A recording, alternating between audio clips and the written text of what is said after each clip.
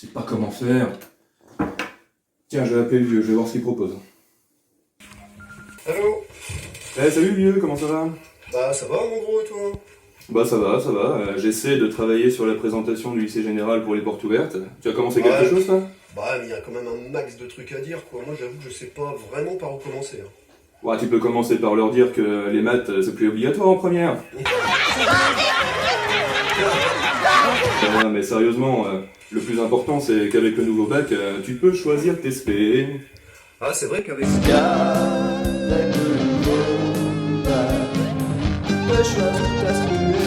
lui, les maths ne sont plus obligatoires à partir de la première. Ça sert à quoi les maths? Faire des maths, c'est réfléchir, travailler la rigueur et adopter une démarche scientifique. T'as déjà utilisé Pythagore dans la vie de tous les jours? Et pourtant, la réforme permet de rendre les maths plus attractives et de montrer l'utilité dans des tas de domaines différents. Alors mon conseil, gardez les maths en première en enseignement de spécialité. En terminale, il sera temps de choisir entre les maths complémentaires ou de garder spé maths plus les maths expertes pour les plus costauds d'entre vous.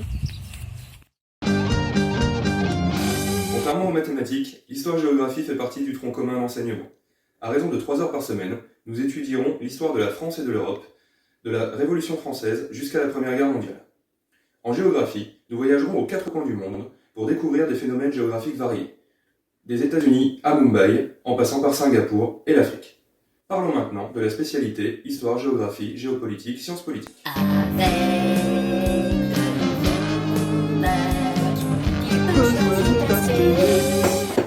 Sérieusement, il y a déjà 3 heures d'histoire géo par semaine, à quoi ça sert d'en rajouter? Bonne question. La spécialité permet d'aller plus loin dans la compréhension de notre monde. 4 heures par semaine, articulées autour des notions de puissance, de frontières, d'État et religion, d'information-communication ou encore de démocratie, l'objectif est d'acquérir des compétences et des connaissances nécessaires à la réussite dans le supérieur. Curiosité intellectuelle, qualité de l'expression écrite ou orale, ou encore l'autonomie. Si vous êtes intéressé par des études à l'université, en école de commerce, en classe préparatoire, journalisme ou sciences politiques, cette spé est faite pour vous.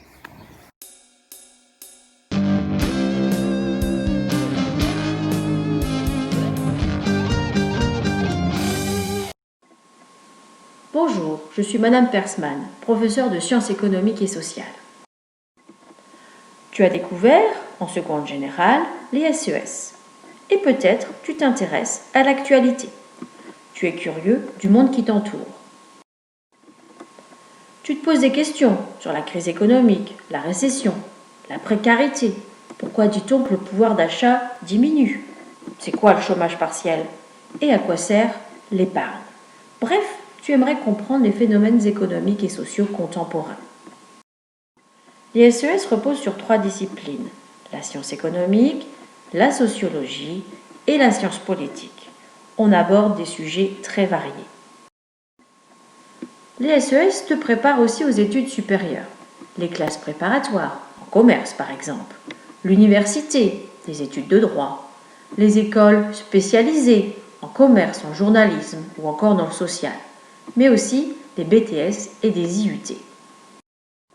Alors, si tu es dans ce cas, choisis la spécialité SES.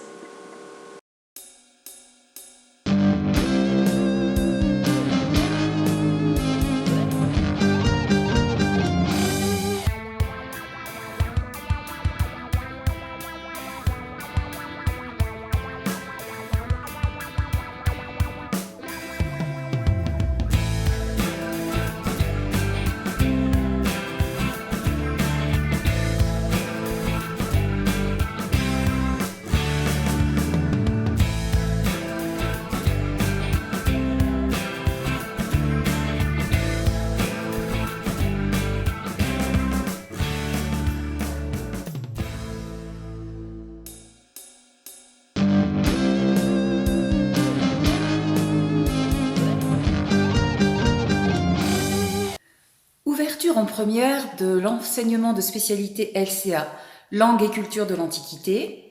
4 objets d'études sur des enjeux très contemporains qui nous amèneront à réfléchir sur la confrontation de notre monde ancien avec notre monde moderne.